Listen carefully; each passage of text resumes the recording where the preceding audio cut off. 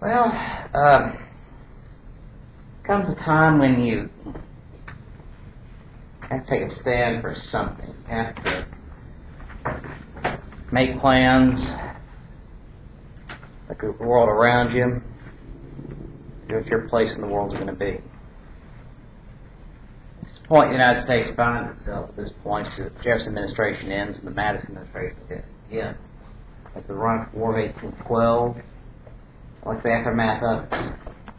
The Argo Act of 1807, the Non-Intercourse Act, Makin's Bill No. 2, the War of 1812, the Hartford Convention, Treaty of Ghent, GHG&T for the City of Belgium, Battle of New Orleans, like the aftermath of war, the Second Bank of the United States, the Market Revolution, Transportation Revolution, Panic of 1890, the Adams-O'Neill Treaty, the Era of Good Feelings, it was called, and the Missouri Compromise.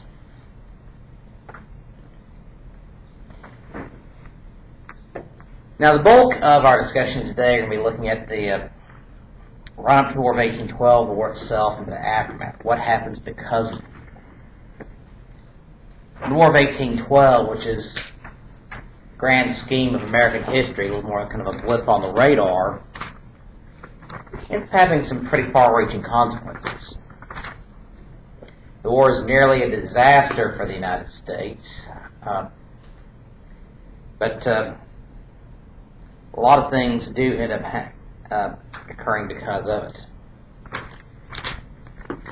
Now we go to 1807. Thomas Jefferson's president.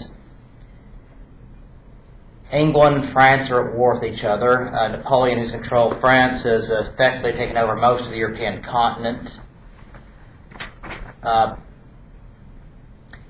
England, the English navies and the French navies are fighting each other where they can. The armies are fighting each other where they can. And the United States, as a neutral power, the neutral nation in this fight, is busy trading with both sides. Let's see, American history finds the United States in this situation a lot. But, of course, British and French war aims mean that they cannot allow supplies to reach their enemy nation, which meant they had to blockade nations from trading with their enemy countries, and which meant that France and England are also blockading American shipping against the other country. This nearly led to the War with France in 1798, the quasi-war, and it's causing a real strain in the relations with Great Britain at this point. So both countries are seizing American ships for trying to on high seas for trying to trade with the other country. America's trying to run the blockade. And so what, in spite of negotiations with Britain and France, in 1807, the United States decides to raise its voice a little bit. So the seizures of American ships are causing problems for shippers, especially for people who are sending out products to sell in Europe, most notably farmers.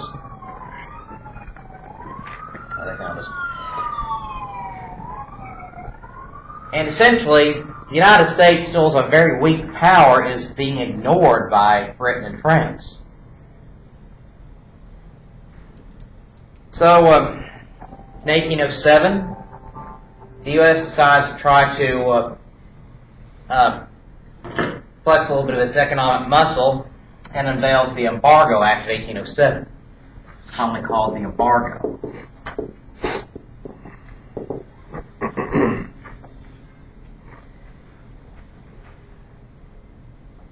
Well,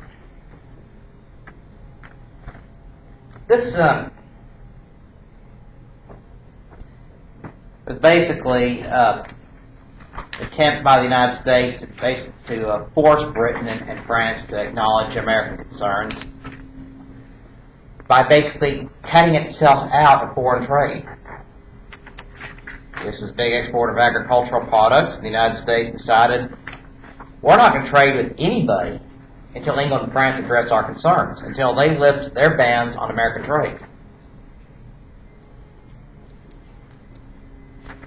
Well, France wasn't interested in this. They kept seizing kept seizing American ships, said they weren't going to stop. Britain said they weren't going to stop. And Britain had actually upped the ante a little bit. Great Britain was now seizing American sailors in the high seas. It was resorting to imprisonment, claiming that these sailors were actually British citizens and boarded American ships and basically kidnapped them in the high seas and thrown them into the British Navy.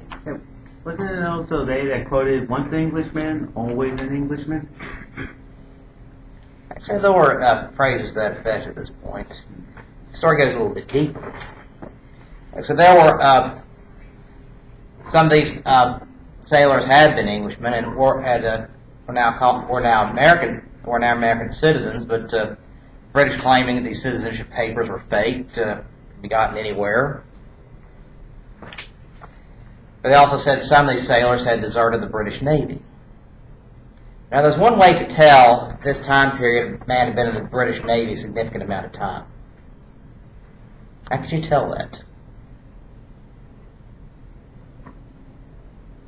Him knowing his way around the ship does things like the British Navy does, not like other things. So they certain things only they do. I'd say it's a good guess, but like I said, you have these merchant seamen, civilians who have been know their way around a ship as well as any British sailor. Now, splash marks on their backs. The discipline is extremely harsh in the British Navy. Like I said, a lot of times men were pressed into service. Basically, they're on the coast one night, drinking, having a good time. Next thing you know, they wake up, they're on a ship 100 miles out at sea. Congratulations, you joined His Majesty's Navy. Oh, you don't want to be on the ship? Well, you can swim back. Or we can just shoot you down. Exactly. But you're on a ship, hundreds of miles of water around you. You have to depend on everyone doing their job exactly. You have to be able to, there can be no room for argument, no room for error. Say somebody disobeys an order, everybody dies. Makes the situation's that serious. And so, this when the British Navy got to the point where you even gave your superior officer a funny look. They tie you to the mast, tear off your shirt, and whip you on the back until you were bleeding. So a lot of men in most men in the British Navy, particularly the enlisted, showed a lot of scars on their backs because of that lash mark they could see years later. That's how they figured it out.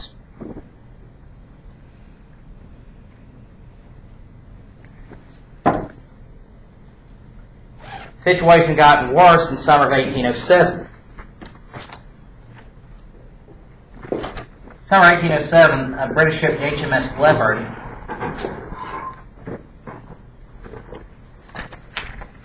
was in international waters just off the coast of Virginia when it encountered an American sailing ship, the merchant ship, the SS Chesapeake.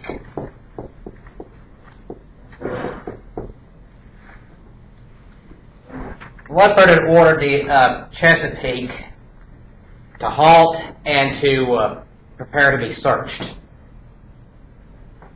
Chesapeake refused. American ship, they aren't going to obey orders of the British Navy, especially in international waters. So after the Americans refused, the Leopard opened fire on the Chesapeake, fired on an unarmed civilian ship of a foreign nation. 3 sailors were killed, 18 others were wounded.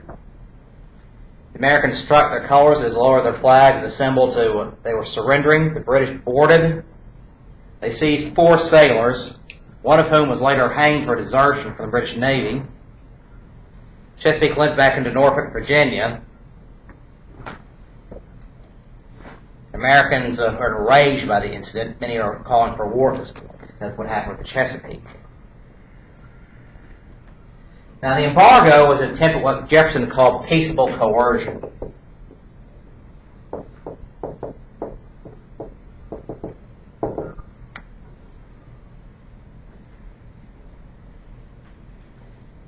Stopping of American export of all American goods and stopping American ships from clearing foreign ports was the key to the Embargo Act. America was basically cutting itself out of the world. Well, the embargo failed because the nation was unwilling to make such sacrifices. Shippers were badly hurt.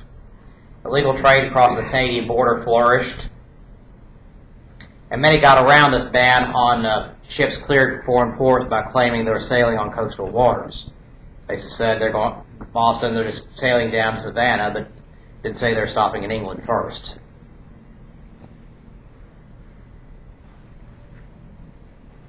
Well, the Federalist Party revived in New England over this in opposition to the embargo. One New England critic of the embargo said that it was like cutting one's throat to cure a nosebleed. But nevertheless, France and England refused to lift their bans on American shipping to other countries. Well, Jefferson repealed the embargo in 1809, one of his last acts in office, for retiring what he called the splendid misery of the presidency. He got an election in 1808.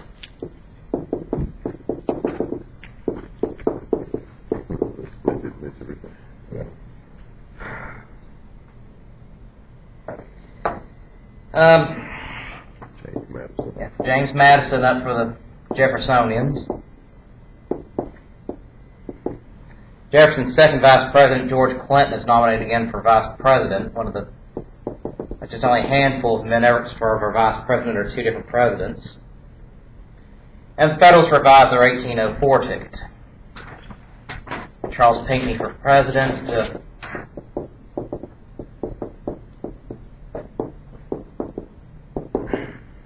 And Rufus King for vice president.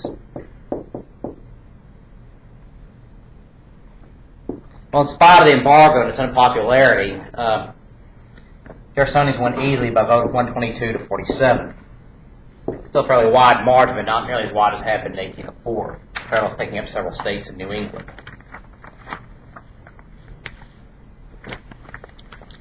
So, Madison, now as president, he has to deal with all these problems with England and France. The trouble with England was brewing well before James Madison assumed the presidency on March 4th, 1809. These skirmishes are intensified over the next few years, eventually exploded into war. Now, as Secretary of State under Jefferson, Madison was responsible for basically crafting his policy of peaceful coercion. Jefferson doesn't want war. He thinks the situation can be handled diplomatically. Plus the fact the U.S. really didn't have much of a military force at this point. Tiny navy, especially compared to the British. Very small army. Said not a lot of money to fight a long drawn-out war.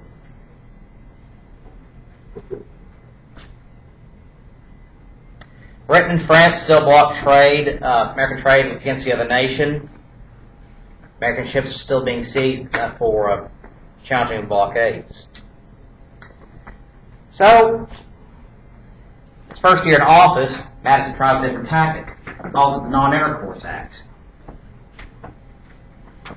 What it does is this act opens trade to all countries except France and Great Britain.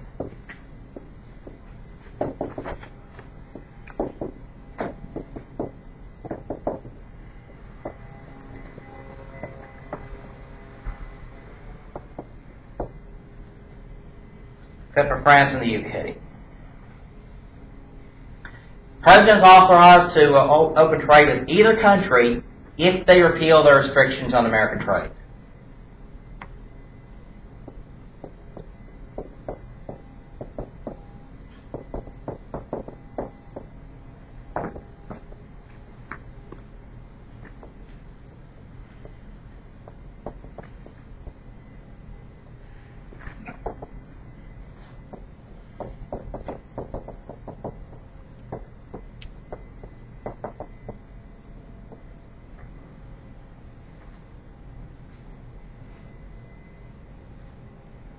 Basically, they respect America's rights as a neutral nation.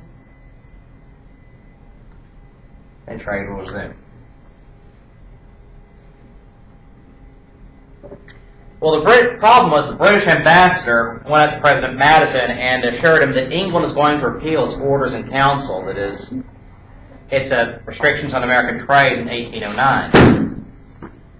But the ambassador had exceeded his authority unbeknownst to the United States. Basically, the ambassador lied to the president. Big diplomatic no-no. Well, Madison, given the ambassador's assurances, reopened trade with Great Britain using the terms of the Non-Intercourse Act. But the British foreign minister found out that his ambassador had lied to the president, fired him, and told Madison that the restriction on trade was still in place and wasn't going anywhere. So the trade situation continues. Non-Intercourse Act collapses. In 1810, Congress turns around again with Bacon's Bill No. 2, trying another approach. Sponsored by Senator Nathaniel Macon of North Carolina.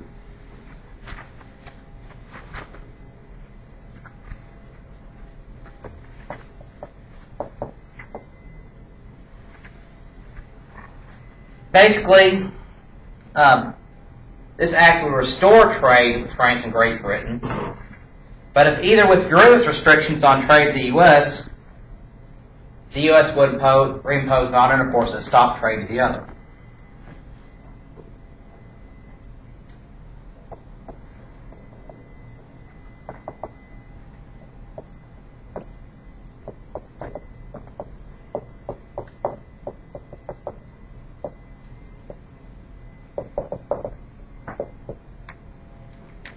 Either withdrew its restrictions on U.S. trade,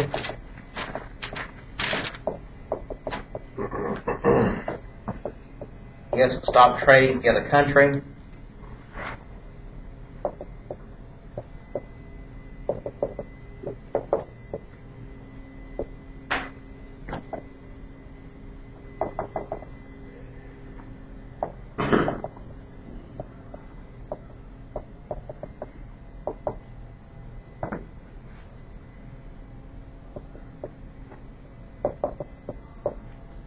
basically, it's either withdrew its restrictions on U.S. trade, would stop trade with the other nation, and trade only with that country.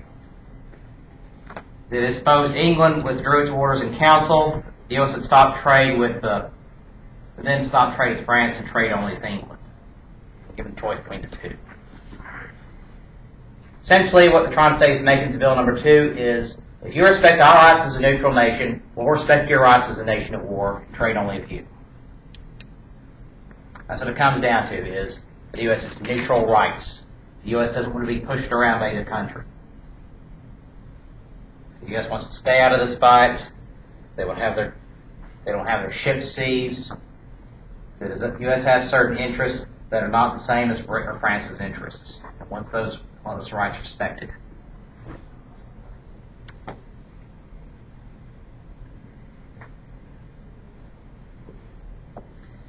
Now, why it's called Macon's Bill No. 2, no one's quite sure. Like I said, no one really knows what happened to Macon's Bill No. 1. I had a professor in college said he'd looked for 30 years what happened to Macon's Bill No. 1, never could figure it out, so I don't think we'll ever know. Well, nevertheless, once Macon's Bill No. 2 passes, Napoleon had tried to take advantage of this act. The French foreign minister informed the United States that France had withdrawn its restrictions on trade with Great Britain, what is called its Milan decrees, with a careful condition. Revocation of the Milan decrees depended on the withdrawal of the British orders in council. So France basically announced to the United States that they will if Britain does. That is, they're willing to allow American trade if Britain Britain lifts its blockade.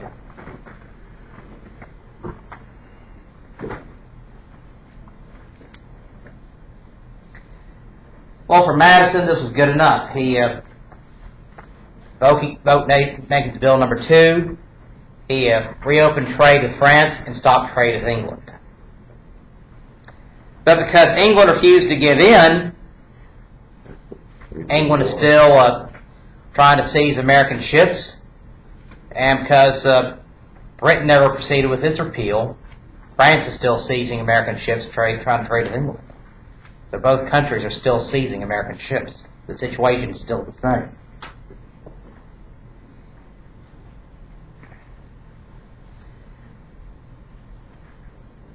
Well, the U.S. didn't have a lot of options. It's trying to stay neutral. It doesn't want to fight with either country. There are other neutral powers organizing convoys with the armed ships. But the armed neutrals have their own set of priorities. So the U.S. is kind of stuck out on its own.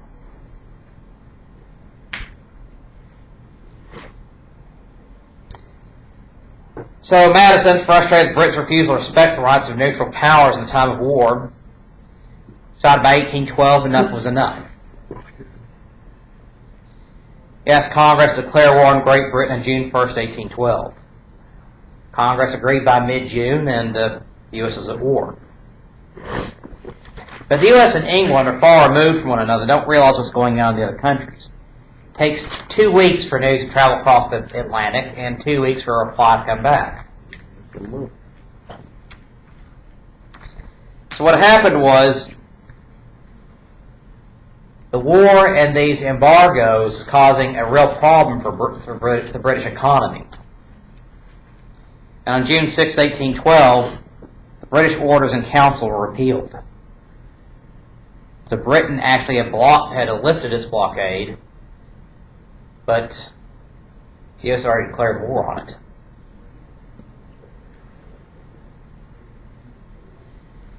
But for the United States now, the issue is just more than just American shipping.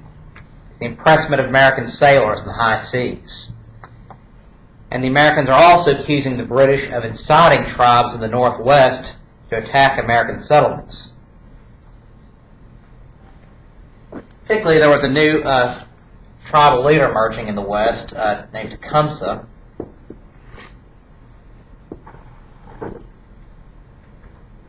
Leader of the Shawnee tribe.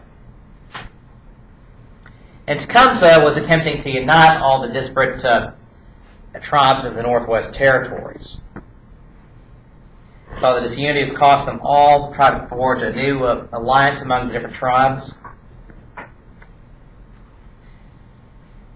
And at the same time, his brother, Tenskwatawa, was trying to inspire the tribes to follow a new spiritual path. Basically, it's a combination of diplomacy and religion they're using.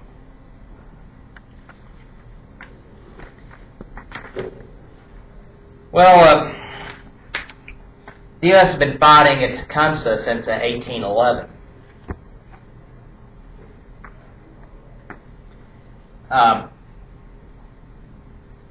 It's a series of bitter battles slipping over into 1812. And the Americans are believing that the British are actually financing and supplying Tecumseh and supplying them with weapons. By 1812, though, most of Tecumseh's forces have been fled to Canada. Now, the cause of neutral rights had dominated Madison's war message. But New England and the shipping states had suffered most from the seizures of American vessels in the high seas, had actually opposed the war. New England was actually against it. For them, it wasn't such a big deal. They believed that insurance covered shipping losses, and these ships would be eventually returned.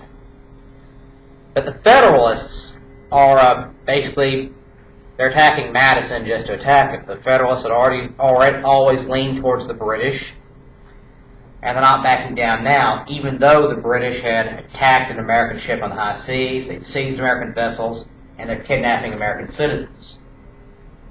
For the Federalists, kind of incidental to their other interests. Basically, they are mostly interested in opposing Madison. In fact, instead of getting behind the war, they dismissed it, calling it Mr. Madison's War. Now, most of the congressmen voting for the war, basically from Pennsylvania to the south and to the west, pushed by nationalist congressmen representing those areas. Farmers in the south and the west had suffered from loss of European markets, and because their crops were other products were not reaching European ports. But whether or not the farmers were making profits, whether or not their products were making it, or whether or not their products were reaching ports, well, it didn't matter to the shippers. They were paid one way or another. So the shippers really weren't losing as much money as the farmers were.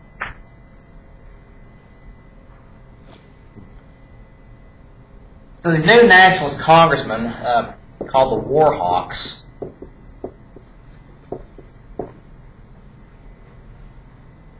were wanting new lands for settlement. Canada, Florida's, the Indian territories in the west. Settlers were pouring into these regions faster than government surveyors could keep up with it. Tribes are constantly being forced to cede lands, move further west in treaties they little understood or and are deeply resented. The War Hawks are wanting war to keep the British from siding the tribes. Like I said, among these men included Henry Clay of Kentucky, who in 1812 was Speaker of the House. Two future vice presidents, such as Richard M. Johnson of Kentucky and John C. Calhoun of South Carolina. And it's men like Clay and these other War Hawks are calling this the Second War for American Independence. And so these are men who grew up during the American Revolution or born just afterward, and grew up hearing these stories about how their older brothers, uncles, and fathers had fought the British and decided, now it's their turn. They're going to fight the British.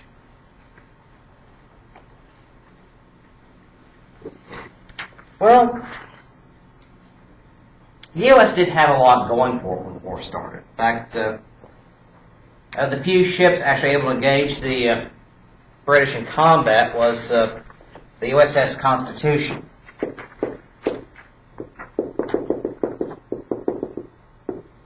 You know, the rather colorful story of their famous war cruise in 1812. 2 months after the declaration of war, in August 1812, the Constitution set sail from Boston for on the high seas of the Atlantic, try to fight the British wherever they could. They had the crew of 475, about the equivalent of modern a missile cruiser. Among their supplies was 48,000 gallons of fresh water, 7,400 cannon shot, 11,000 pounds of black powder for said cannon shot, and 79,400 gallons of rum. Just for medicinal purposes. Yes. The Navy adventure.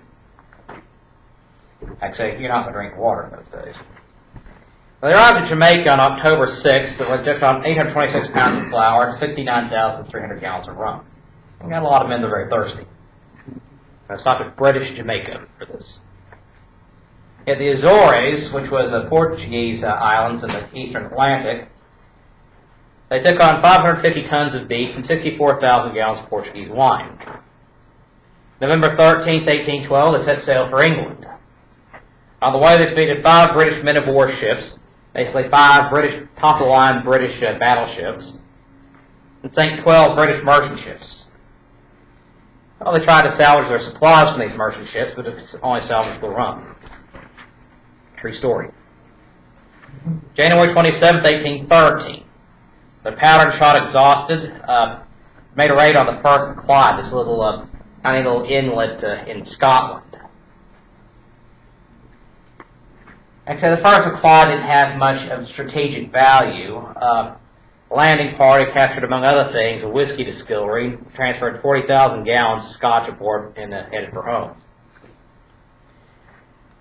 February 23rd, 1813, the Constitution made port at Boston with no cannon shot, no powder, no food, no rum, no whiskey, but for 48,000 gallons of now stagnant water. Those are our boys. Now, of course, to finance a ship like the Constitution, you got to buy a lot of food. You got to pay them. You got to supply their ammunition. And of course, you got to pay their bar tabs, but that's a different story. You've got other ships in the American fleet with the same situation, and you also got men in uniform, your armies you have to feed and supply. Costs a lot of money. The United States doesn't have it. Madison, who had never agreed with the Bank of the United States, let his charter expire in 1811 after 20 years. So the Bank of the United States had shut down. So there's no money, no source available for quick loans or cash for the United States government. The government can't borrow to finance the war. The state banks are so badly mismanaged, widespread bankruptcies and bank failures, that they couldn't hardly find one willing to had the means to supply the money they needed. Government bonds were difficult to float. New England, which was opposed to war, was reluctant to loan the government money. But nevertheless, 2/3 of war financing came from loans, from small banks and from private citizens. Remember, Napoleon once said that an army marches on its stomach. And to keep that army marching, needed money to buy all the supplies to keep thousands of men marching long distances. At the beginning of the war, the U.S. Army is only 6,700 men. Small army, even for that time. The Jeffersonian austerity and fear of a standing army prevented a large army from being organized. Generals were all aging Revolutionary War veterans who'd seen better years long ago.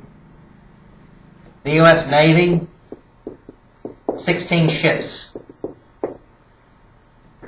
A fraction of the size of the British fleet.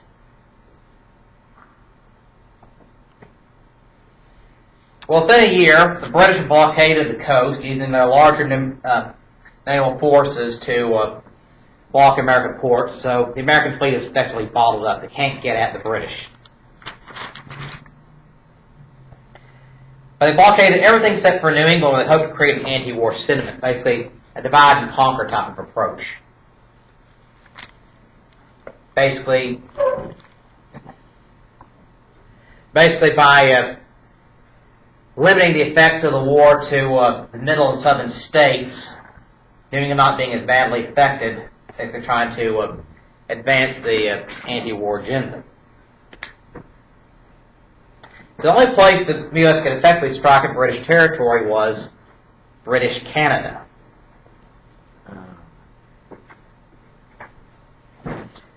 So they hoped to repeat the successes of the French and Indian War by attacking major cities and strangling and control Canada away from the British. So the administration opted for a three-pronged approach against Canada. Along Lake Champlain to the Vermont-New York border,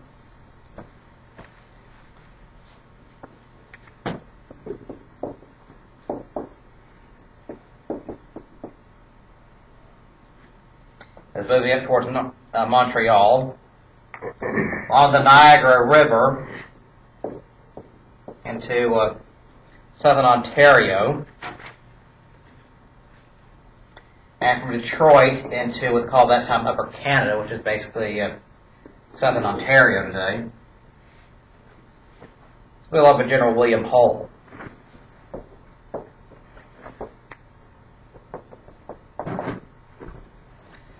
Hull's forces arrived at Detroit with 2,000 men in July of 1812.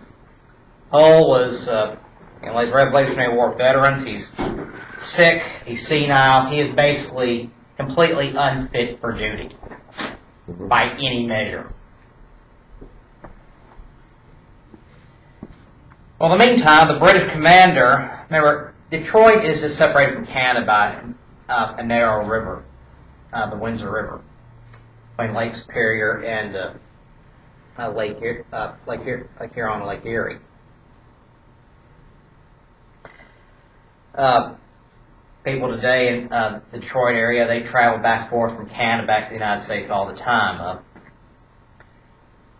So what happened was British had actually wandered into the Michigan territory.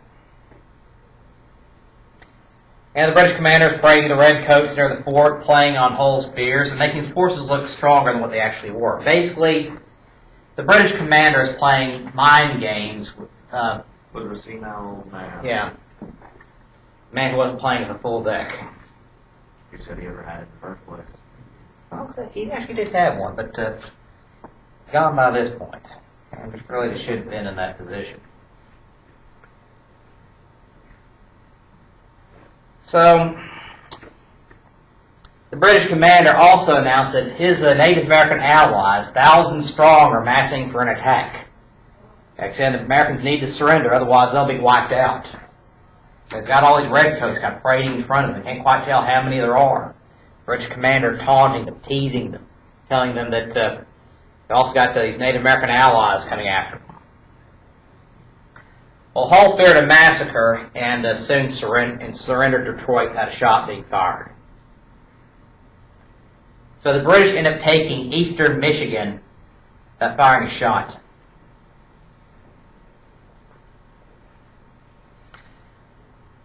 Now, Stephen Van Rensselaer, in October 1812, is in charge of the Niagara campaign.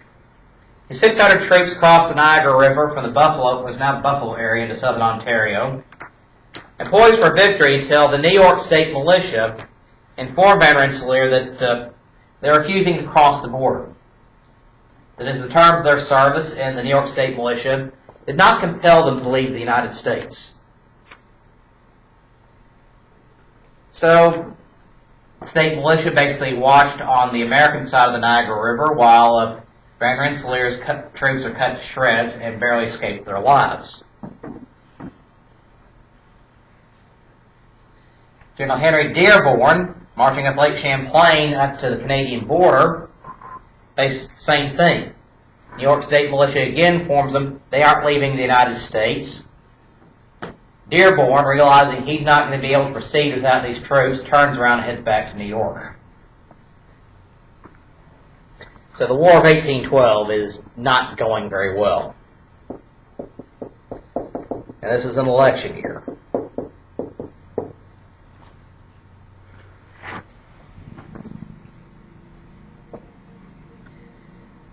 Well, strong anti-war sentiment divided the Jeffersonians, but the Federalists are too weak to offer a challenge.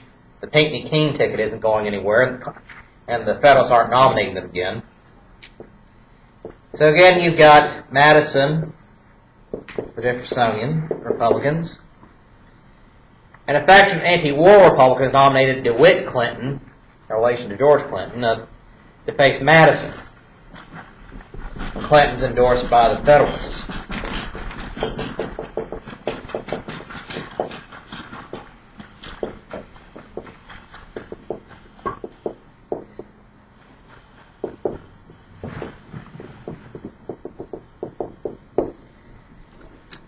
But because the Federalists really don't have much of an infrastructure, and the nation's unwilling to abandon Madison in wartime, Madison wins by a fairly comfortable margin, but by a lot closer than what had been in 1808.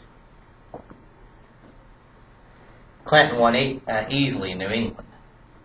So 1813, the War of 1812 drags on. Americans advanced as far as the Canadian capital of York, which is the present-day city of Toronto. Americans couldn't hold the city and burned it as they left. Well, since the war on the Atlantic had basically bogged down because of the British blockade, what ended up happening was a naval war ended up starting on the inland lakes. The Great Lakes, Lake Erie, Lake Ontario, Lake Huron, Lake Champlain, ended up becoming a vital front in the war between the U.S. and the British. See here on page 251.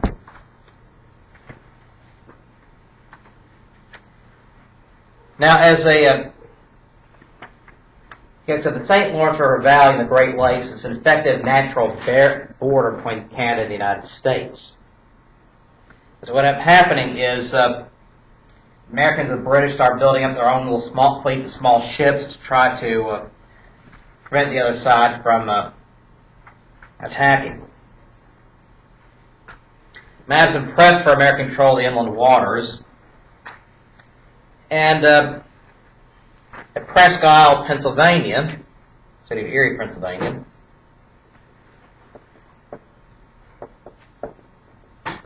we have Oliver Hazard Perry coming onto the scene.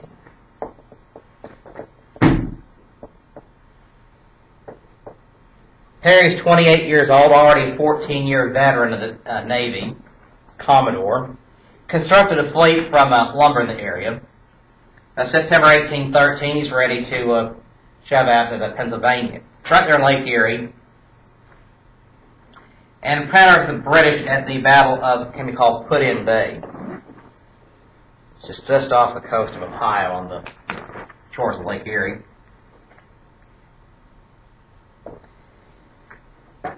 Well, here on September 10th, 1813, British ships pummeled Perry's flagship, the Lawrence, from a long distance, so that sailors are slipping on the decks from all the blood being spilt on the deck. After 4 hours of fighting, the Lawrence's guns are crippled, 80% of the crew is dead. Perry won't give in. So Perry transfers his command from the Lawrence to another ship and continues to attack the British. They just kept advancing on them, not giving up, and eventually forced the entire British fleet to surrender. Perry sent a message to General William Henry Harrison as commander of American forces in the Northwest, giving the famous message, "We have met the enemy, they are ours." Well, the battle secures American control of the inland waters and forced the British to evacuate Detroit. The British made a defensive battle at the Battle of the Thames just across from Detroit on October 5th, 1813. Harrison annihilated the British in that battle, but was not able to take advantage of it, wasn't able to push forward. The Americans were not able really to occupy any territory in Ontario. So basically, what had happened in Canada was stalemate. Americans couldn't advance and hold anything. The British couldn't advance into the United States. Two sides were basically stuck. Well, now for war in the South. The Creek tribe had attacked Fort Mims, Alabama in August 1813, killing half the defenders. And who's in charge in the South is Andrew Jackson.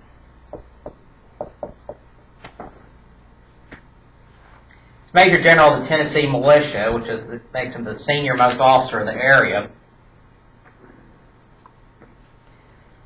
Jackson organized 2,000 volunteers to attack the Creeks and battled Horseshoe Bend on March 27, 1814.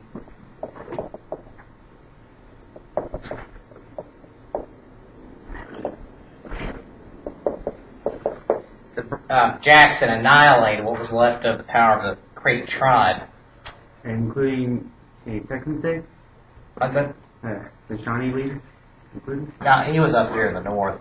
He was actually killed in the Battle of the Thames.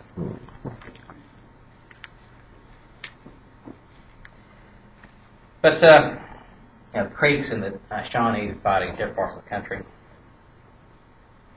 Well, Jackson forces the Creeks to surrender 2/3 of their possessions in the southeast, in the southwest, including portions of Georgia and most of Alabama. What ends up happening after this point, March 1814, Napoleon's empire disintegrated. The war in Europe is over, now freeing up the bulk of the British military to face the United States. The United States is facing real problems here. So the British now, troops freed up against attack the United States, developed a two-pronged strategy for the United States. The reverse of Lake Champlain, attacking from Canada, going down Lake Champlain to attack New York, and attacking across the Niagara River. They extend the naval blockade to New England and subject coastal towns to periodic raids. And they're also going to try to attempt to seize New Orleans, most important, now at this point, the most important port for the United States at the South. Unfortunately, though, there are some uncertainties about the peace settlement that kept a lot of these veterans from journeying to the New World. But their war weariness, though, is balanced by their thirst for revenge against the former colonies.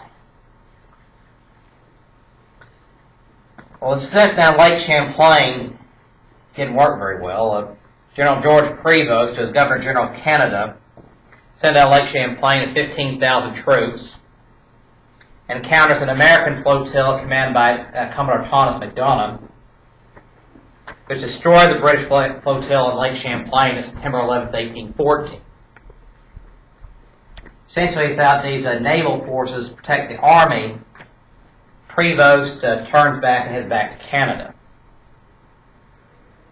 As after this battle, the British realized they couldn't win the war without naval superiority of the inland lakes.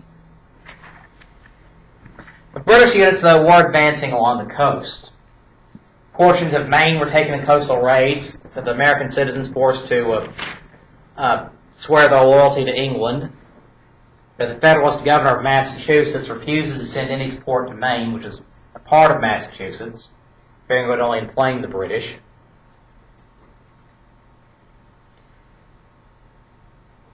But along the way, the British realized the coast was a fairly soft target for the British. So in 1814, they opted for an attack on the Chesapeake Bay area.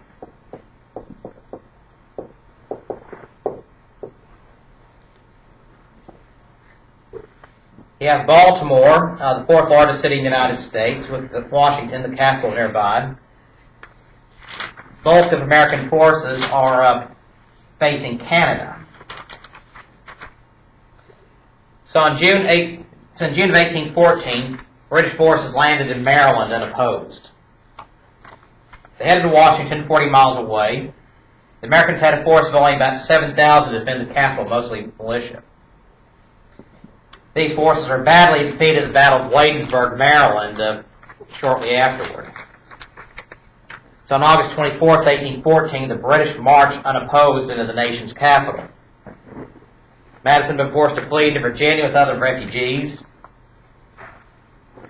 The British officers ate a meal that had been prepared for Madison's before setting the presidential mansion on fire. Next day afterward, they repainted. It was white when it started being called the White House after that. Capitol and other government buildings were burned in retaliation of the burning of York the previous year. For some reason, the Patent Office was spared. Violent thunderstorm produced a tornado in the city, making damage even worse, but managed to douse many of the fires. So at this point, the British turned back to Baltimore. But by this point, 13,000 militia had come in to fortify the city. About 1,000 men fortified Fort McHenry on an island in the harbor. So at this point, September 13th, the British halted and they saw the extent of American defenses. Instead, opted for a naval bombardment of Fort McHenry, which was in the harbor, hoping to be able to dislodge American forces. But the Americans held their ground. Well, at this point, in September 1814, when the bombardment of Fort McHenry is happening, when you have the story of this man, Francis Scott Key.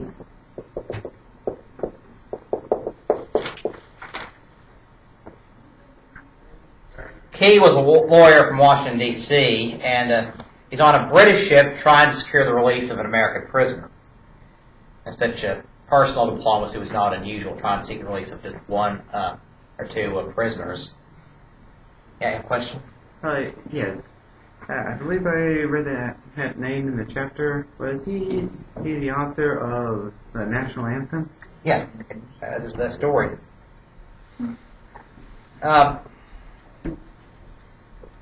Well, the British are firing. He's on the ship that's firing on the Americans all night, and it's taken below deck. The next morning, he's taken back above deck, and he saw the side of the American flag still flying over the fort, and he saw that the Americans had held their ground during the night. So this inspired him to write the poem of the Star-Spangled Banner. Originally, it's a poem, but is extremely popular. It's later set to the tune of an old British drinking song. That's where the very bizarre tune for the Star Spangled Banner comes from. It's actually a British drinking song. But it's not actually made the national anthem until 1931. In fact, ironically enough, the British national anthem, God Save the King, which is the same tune as My Country 'Tis of Thee, was set to the tune of a Danish drinking song. Patriotism and alcohol. Oh, yeah. Yeah. Well, despite their failures in the Chesapeake Lake Champlain, the British were proceeding with their plans against New Orleans. Jackson was busy shoring up defenses of Mobile, Alabama, and New Orleans, not sure quite where they're going to attack. Same as New Orleans, but wouldn't rule out Mobile. November of 1814, he actually invaded Spanish Pensacola and put down suspected British intrigues there and hurried back to New Orleans. 7,500 troops under Sir Edwin Pakenham led on a level plain just south of New Orleans. They didn't like his command. He basically kind of dragged his heels, waited carefully to all his artillery in place for advancing onto the city. In the meantime, this gave Jackson time to build up the earthworks around the city, bolstered by cotton bales for additional protection. And on January 8, 1815, the British advanced against this nearly invulnerable position. Jackson's got this high ground, these earthworks built up, cotton bales. British are firing on it, basically having no impact. Jackson had a ragtag group of volunteers, not only his own Tennessee militiamen, but frontier militiamen in Louisiana, Mississippi, Creole aristocrats, free blacks, pirates were hiding out in the bayous of the area. Basically, whoever he could convince to join him. Pakenham ordered a full frontal assault on Jackson's position. Well, a combination of American artillery and gunfire cut down British troops. 2,000 were killed or wounded, British troops. Pakenham himself was killed. And the British assault on New Orleans was thwarted. That's such a famous battle that New Orleans license plates this year, notice they celebrate the bicentennial Battle of New Orleans, and a huge statue of Jackson in downtown New Orleans in the French Quarter.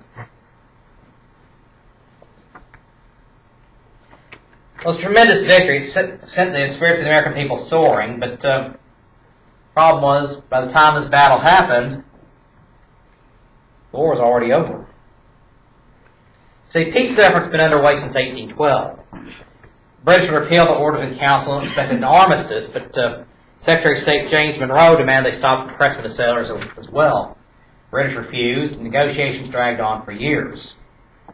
And finally, after the British American victory over the bridge at Lake Champlain, the British agreed to the American terms,